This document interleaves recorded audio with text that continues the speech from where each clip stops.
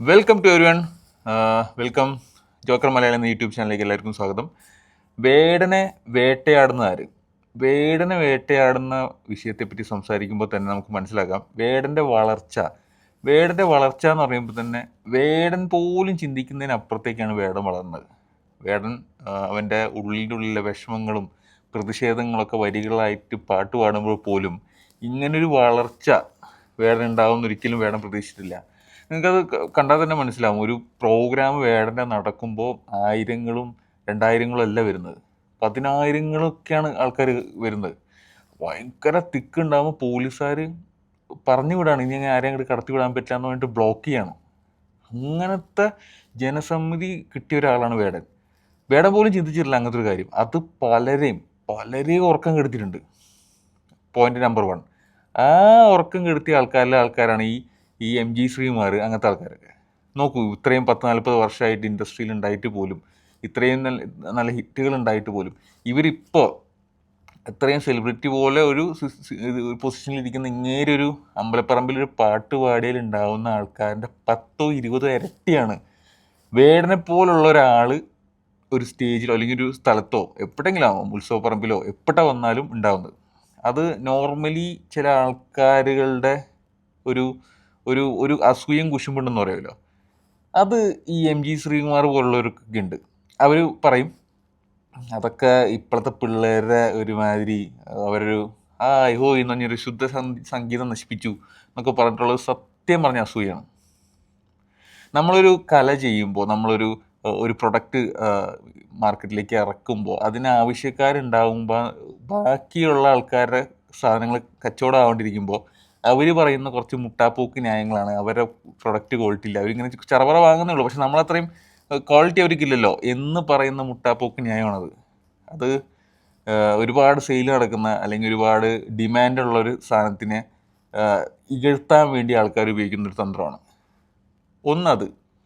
2, വേടൻ്റെ വരികൾ കത്തിയേക്കാൾ മൂർച്ചയുള്ളതാണ്. കത്തിയേക്കാൾ മൂർച്ചയുള്ളതാണ്. ആര് തൊട്ടാലും കൈമുറിയും. അങ്ങനത്തെ വരികളാണ് അവൻ എഴുതി വെച്ചിട്ടുള്ളത്. ഇപ്പോൾ ഒരു പ്രണയത്തെ പറ്റിയൊരു വരികൾ എഴുതിൻ്റെ, അതിനെപ്പറ്റി നമുക്ക് അവസാനം പറയാം. അതുകൊണ്ട് വേടൻ്റെ വരികൾ വായിച്ചാൽ പോയിട്ട് കേൾക്കുമ്പോൾ തന്നെ ഉള്ളിൻ്റെ ഉള്ളിൽ കിടന്ന് പെട്ടയ്ക്കണ അല്ലെങ്കിൽ അവന്മാരൊക്കെ ഇട്ട് കുത്തുന്ന ഒരുപാട് ആൾക്കാർ ഇവിടെ ഉണ്ട്. പക്ഷെ അവർക്ക് തിരിച്ചു കുത്താൻ എങ്ങനെ ഒരു ചാൻസ് ഉണ്ടാവും എന്ന് ആലോചിച്ച് നിൽക്കായിരുന്നു ഈ ആൾക്കാരൊക്കെ. കാരണം ചില അത്രയും ജനസമ്മതി, അത്രയും സപ്പോർട്ടാണ് വേടനെ പറ്റി. നെഗറ്റീവായിട്ടൊരാൾ പറഞ്ഞു കഴിഞ്ഞാൽ അവർക്കെതിരെ തിരിയും. സപ്പോസ് ഇപ്പോൾ ഒരു രാഷ്ട്രീയ പാർട്ടി ആണെങ്കിലും അല്ലെങ്കിലും പൊതുസമൂഹത്തിൽ നിൽക്കുന്ന ആൾക്കാരാണെങ്കിലും വേടനെ പറ്റി പറഞ്ഞു കഴിഞ്ഞാൽ അവന്മാരുടെ നേരെ തിരിഞ്ഞു കഴിഞ്ഞാൽ ചിലപ്പോൾ അത് വോട്ടിനെ ബാധിക്കും, പല പ്രശ്നങ്ങളുണ്ടാകും. അതുകൊണ്ട് എങ്ങനെ ഈ പ്രശ്നത്തിൽ നിന്ന് ഇത്രയും, അതായത് ഇപ്പം ഗാന്ധിജിയെ കൊന്നതുപോലെ അങ്ങനെയാണല്ലോ, ഇതാണ് മതം എന്ന് പറഞ്ഞ് ഇങ്ങോട്ട് കൊണ്ടുവരാറുന്നല്ലോ. അപ്പോൾ ഗാന്ധിജി അവർക്ക് ശത്രുതയായി. അപ്പോൾ വേടൻ എന്ന് പറഞ്ഞൊരു ആൾ ഇങ്ങനെ വളർത്തിക്കൊണ്ട് വന്നു കഴിഞ്ഞാൽ അതാണെങ്കിൽ വേടൻ്റെ ഒരു രാഷ്ട്രീയം എന്ന് പറഞ്ഞാൽ ഇടത് ചേരിയിലേക്ക് പോകുന്നൊരു രാഷ്ട്രീയം. അപ്പോൾ അത് വളർത്തിക്കൊണ്ട് വന്നാൽ ഒരിക്കലും നല്ലതല്ല എന്ന് ഈ പറഞ്ഞ ആൾക്കാർക്ക് അറിയാം. പക്ഷേ ഡയറക്റ്റായിട്ടൊരു അറ്റാക്കിന് നിന്ന് കഴിഞ്ഞാൽ ഉറപ്പായിട്ടും അത് ഇവർക്ക് നേരെ തിരിയുന്നുള്ള കാര്യം അറിയാം. അതുകൊണ്ട് ഇവർ എങ്ങനെ വേടനെ കൊടുക്കാം, എന്തെങ്കിലും ഒരു ചെറിയ ചാൻസ് കിട്ടിക്കഴിഞ്ഞാൽ അതിൽ കയറി പിടയ്ക്കാം എന്ന് തന്നെ വിചാരിച്ചിട്ട് നിന്ന ആൾക്കാരാണ്. സർക്കാരിനല്ല പറയുന്നത്. സർക്കാരിന് ഇപ്പോൾ ഒരു ഡയറക്റ്റായിട്ട് ഇപ്പോൾ കഞ്ചാവ് ഇഷ്യൂ വന്നു കഴിഞ്ഞാൽ പിന്നെ ഒന്നും ചെയ്യാൻ പറ്റില്ല, അവരെ കൂടെ നിൽക്കാൻ പറ്റില്ല, അത് വേറെ. പക്ഷേ നിങ്ങൾ ശ്രദ്ധിക്കേണ്ട, ഇതിൽ ഏറ്റവും കൂടുതൽ പ്രശ്നം ഉണ്ടാക്കിയിരുന്നത് ഇതിൻ്റെ ഉള്ളിലത്തെ ഉദ്യോഗസ്ഥരാണ്. ഈ ഉദ്യോഗസ്ഥന്മാർക്ക് ഇടയിൽ ഈ വലിയ ജാതി പ്രശ്നങ്ങളൊക്കെ ഉണ്ട്. അവർ ഇന്ന ആൾക്കാരാണ്. ഇപ്പോൾ എൻ്റെ ഓർമ്മയില്ല ആ ഉദ്യോഗസ്ഥൻ്റെ പേര്. ആ ഉദ്യോഗസ്ഥൻ പറഞ്ഞത്, ഞാൻ എവിടേക്കെങ്കിലും ട്രാൻസ്ഫർ ആയി കഴിഞ്ഞാൽ, ഇപ്പോൾ തിരുവനന്തപുരത്തുള്ള ആൾ ഇപ്പോൾ വേറൊരു സ്ഥലത്തേക്ക് ട്രാൻസ്ഫർ ആയി കഴിഞ്ഞാൽ, ഞാൻ ഓരോ സ്ഥലത്തിൻ്റെ പേരൊന്നും പറഞ്ഞില്ല, പിന്നെ അതൊരു കോൺട്രവേഴ്സി ആവും, ആ സ്ഥലത്തിലെ ആൾക്കാർ അങ്ങനെയാണെന്നുള്ളത്. അങ്ങനെയല്ല, ഒരു സ്ഥലത്തു നിന്ന് ഒരാൾ വേറൊരു സ്ഥലത്തേക്ക് ട്രാൻസ്ഫർ ആയി കഴിഞ്ഞാൽ ഞാൻ അങ്ങോട്ട് ട്രാൻസ്ഫർ ആയി ചെല്ലുന്നതിന് മുമ്പ് എൻ്റെ ജാതി അവിടെ എത്തും.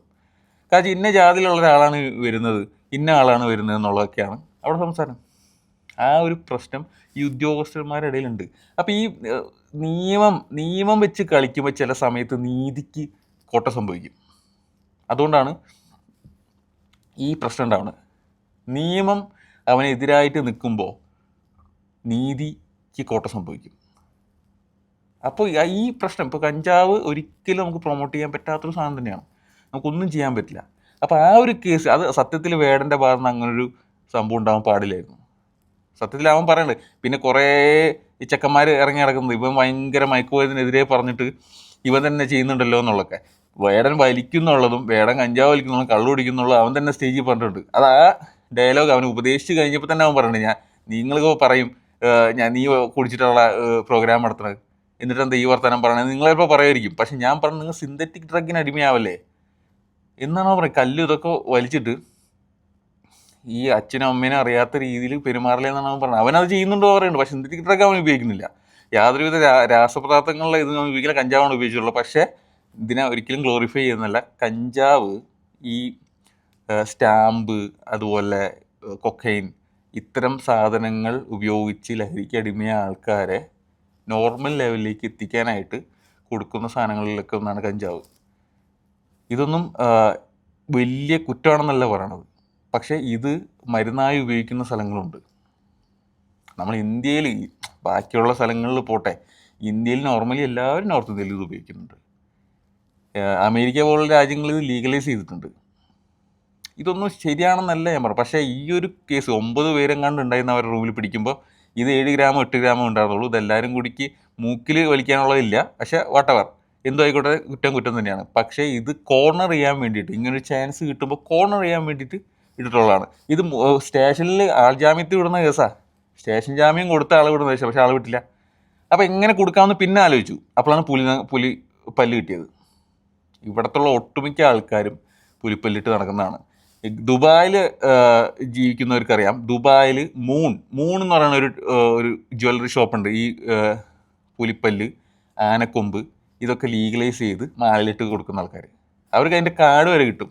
വലിയ വിലയൊന്നുമില്ല, 5000, 6000, 10,000 റുപ്യ ഉള്ളൂ. അങ്ങനൊരു സിറ്റുവേഷനിൽ ഇഷ്ടംപോലെ ആൾക്കാർ നാട്ടിലിട്ട് നടക്കുന്നുണ്ട്.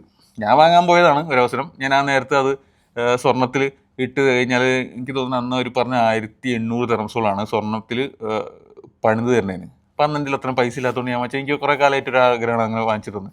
ഇതിൻ്റെ ഇടയിൽ ഇങ്ങനൊരു പരിപാടി ഉണ്ടെന്ന് എനിക്കറിയില്ല. എന്തായാലും ഇനി പോകുമ്പോൾ ഞാൻ അവരോട് ചോദിക്കും, ഇത് ഞാൻ പോലീസ് സ്റ്റേഷനിൽ പോയി കഴിഞ്ഞാൽ ഇത് നിങ്ങൾ ഈ കാർഡ് വെച്ച് കാണിച്ചാൽ ഇത് ലീഗലൈസ് ചെയ്യാൻ പറ്റുമോ, അല്ലെങ്കിൽ എന്നെ പിടിച്ച് വന്യവകുപ്പ് അകത്തിടുമോ എന്ന് എനിക്കറിയില്ല. അപ്പോൾ ഈ നോക്കൂ, ഏറ്റവും വലിയ വിറ്റ് എന്താണെന്ന് വെച്ചാൽ, ഇതും പോരാഞ്ഞിട്ട് അവിടെ ആ വീടിൻ്റെ അകത്തൊരു മഴ ഇരിക്കുന്നുണ്ട്. ആ മഴ എന്തിനാ എന്നുള്ളൊരു ലെവൽ. സ്വന്തം വീട്ടിൽ മഴ, വെട്ടുകത്തി, വാക്കത്തി ഇതൊക്കെ ഉണ്ടാവില്ലേ, നമുക്ക് തറി വെട്ടാൻ, മടൽ വെട്ടാൻ, ഇതൊക്കെ ഉണ്ടാവില്ലേ. പക്ഷെ അപ്പം എന്താ പറയുക, നമ്മൾ എന്തെങ്കിലും ഒരു കേസിന്, അപ്പോൾ ഈ പോലീസുകാരുടെ കുറേ പ്രശ്നങ്ങൾ ഇതാണ്. പോലീസുകാർക്ക് ഒരാളെ പിടിക്കണം എന്ന് തോന്നിക്കഴിഞ്ഞാൽ നമ്മളെ ചുറ്റുവട്ടമൊക്കെ ഒരുപാട് സീനുകളുണ്ട്. അവരത് ഉണ്ടാക്കാൻ വളരെ സിമ്പിളാണ് അവർക്ക്. എന്ത് ചെയ്യണമല്ലോ. ഇപ്പോൾ തത്തേനെ വളർത്തുന്നത് വലിയ കുറ്റമല്ല. പക്ഷെ നമ്മളെ കേരളത്തിലെ ഒട്ടുമിക്ക വീടുകളിലും തത്തകളുണ്ടാവും. ഞാൻ പറഞ്ഞ പച്ചത്തത്തകളാണ് കേട്ടോ, മറ്റേ സാധാ നമ്മളെ നാട്ടിൽ കാണുന്ന തത്തകൾ. ഇത് ശരിക്ക് വന്യവകുപ്പിന് എന്തോ അണ്ടറിൽ വരുന്നതാണ്. ഞങ്ങളുടെ നാട്ടിൽ ഇങ്ങനൊരു കേസ് വന്നിട്ട് ഇവരെ കൊടുക്കണം ഈ പോലീസിന്, എങ്ങനെയെങ്കിലും കേസ് വന്നിട്ട്. ആ വീട്ടിലൊരു തത്തി ഉണ്ടായിരുന്നു. ആ കേസിൽ ആളെ പിടിച്ചിട്ട് പോയി. കുറേ ദിവസം കഴിഞ്ഞിട്ട് വിട്ട്. പിന്നെ ഒരു വിധപ്പെട്ട് പറഞ്ഞ് ഇതാക്കി. എന്നുവെച്ചാൽ പോലീസുകാരനെ വേണമെന്ന് ഇപ്പോൾ ഒരു പാഠം പഠിപ്പിക്കണം എന്നേ ഉള്ളൂ. ഇത് നോർമലി നാട്ടിൽ നടക്കുന്നൊരു കേസാണ്. പക്ഷെ ഒരു പാഠം പഠിപ്പിക്കണം, ഇവൻ്റെ ഒരു അഹങ്കാരം കുറയ്ക്കണം എന്നൊരു ലെവലിലാണ് ഈ കാര്യങ്ങൾ ചെയ്തുകൊണ്ടിരിക്കുന്നത്. പക്ഷേ ഇതൊന്നും നിങ്ങൾ വിചാരിക്കുന്ന പോലെ ഒന്നേ അല്ല. നിങ്ങളിത് എത്രത്തോളം അണയ്ക്കാൻ ശ്രമിക്കുന്നു അതിനപ്പുറത്തേക്ക് കത്തി പടരും. സത്യം പറഞ്ഞാൽ വേടൻ ഇതെല്ലാം കഴിഞ്ഞ് ജാമ്യം എടുത്ത് പുറത്തു വന്ന് അവൻ ആൾക്കാരോട് കാണിച്ച, അല്ലെങ്കിൽ ആ പ്രതികരിച്ച ആ ഒരു പരിപാടി ഉണ്ടല്ലോ, അതുകൊണ്ട് മാത്രം, ആ 4 ഡയലോഗ് കൊണ്ട് മാത്രം അവൻ്റെ ഫാനാവും ആൾക്കാർ. അത്രയും പക്വതയുള്ള ഒരാളാണ്. അല്ലാണ്ട് നിങ്ങൾക്ക് ഇന്നലെ കണ്ട പോലെ സ്റ്റേജിൽ കയറി വായി തോന്നി വിളിച്ചു പറഞ്ഞിട്ട് കിടന്ന് ഒച്ചയും വിളി എടുക്കുന്ന മനുഷ്യനല്ല. അവൻ്റെ വാക്കുകൾക്ക്, അവൻ വളരെ വായനകളും പൊയ്കലയ്യപ്പനെ പറ്റിയൊക്കെ പഠിക്കുകയും സംസാരിക്കുകയും പാടുകയും ഒക്കെ ചെയ്യുന്ന ആളാണ്. അവന് നല്ല ഗ്രാഹ്യമുണ്ട് ഇതിനെപ്പറ്റി എന്ത് പറയണം, ഇതിനെപ്പറ്റി എങ്ങനെ പ്രതികരിക്കണം എന്നല്ല. അവൻ്റെ ഭാഗത്ത് തെറ്റുണ്ടെന്ന് അവൻ പറഞ്ഞപ്പോൾ നിങ്ങൾ പിള്ളേരെ അനുകരിക്കരുത് എന്നുള്ള പറഞ്ഞ് കൃത്യമായിട്ട് പക്വതയോടെ പറഞ്ഞു പോയി. പക്ഷെ നിങ്ങൾ നോക്കിക്കോ, നിങ്ങളായി കത്തിച്ചു കൊടുത്ത ആ ഇരിയുണ്ടല്ലോ, ഇനിയുള്ള പാട്ടുകളിൽ നിങ്ങൾക്ക് ഒന്നും ചെയ്യാൻ പറ്റാത്ത അവസ്ഥയിൽ, നിങ്ങളുടെ പ്രതികരണശേഷി നഷ്ടപ്പെടുന്ന അവസ്ഥയിൽ അവൻ എഴുതി വയ്ക്കും. അത് നിങ്ങൾ കണ്ടോ? ഇന്ന് അവൻ ഇറങ്ങിയ പ്രണയപ്പാടണം മൗലനോവ, ഒരു പ്രണയത്തെ അഗ്നിപർവ്വതമായിട്ട് കാണിക്കാൻ പറ്റുന്ന അവൻ്റെ ഒരു മെൻറ്റാലിറ്റി ഉണ്ടല്ലോ. മിന്നലിൻ്റെ നൂലിൽ കോർത്തിട്ടു എന്നൊക്കെ പറയുമ്പോൾ എന്താണ് അവൻ്റെ വരികൾ.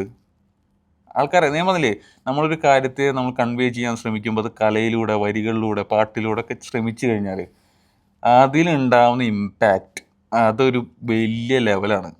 ഇനി ഉണ്ടാകുമ്പോൾ നോക്കിക്കോ, ഇവൻ കത്തിക്കയറും. നിങ്ങളൊരാളെ എത്രത്തോളം അടിച്ചമർത്താൻ ശ്രമിക്കുന്നോ എന്ന് ആൾക്കാർക്ക് മനസ്സിലാവുന്നു, അവൻ്റെ കൂടെ ആൾക്കാർ നിൽക്കും, അവൻ്റെ വരികളിലൂടെ ആൾക്കാർ നിൽക്കും, അവൻ്റെ കലയിൽ അവരെ കലയ്ക്ക് സപ്പോർട്ട് ചെയ്ത്, അവരെ പാട്ടിനെ സപ്പോർട്ട് ചെയ്ത് അവൻ്റെ കൂടെ ആൾക്കാർ ഇനിയും നിൽക്കും. കാണാം നമുക്ക് ഇനി വരുന്ന കാലത്ത് എന്താണ് സംഭവിക്കാൻ പോകണമെന്നും ഇവൻ്റെ പ്രതികരണം. ഇത്രയും കാലമായിട്ട് അവൻ വേദനിച്ച കാര്യങ്ങൾ, അവൻ അനുഭവിച്ച കാര്യങ്ങളാണ് പ്രതിഷേധമായിട്ട് അവൻ്റെ വരികൾ അവൾ എഴുതി വെച്ചിരുന്നത്. പക്ഷേ ഇനി അവനെ പ്രതികാരം കൊണ്ട് നിങ്ങൾ ഇങ്ങനെയൊക്കെ ചെയ്തു കഴിഞ്ഞാൽ അവൻ്റെ റിവെഞ്ച് ഏത് രീതിയിലായിരിക്കും വരികളിൽ പ്രതിഫലിക്കുക എന്നുള്ളത് നിങ്ങളത് ഓർത്ത് വെച്ചോ.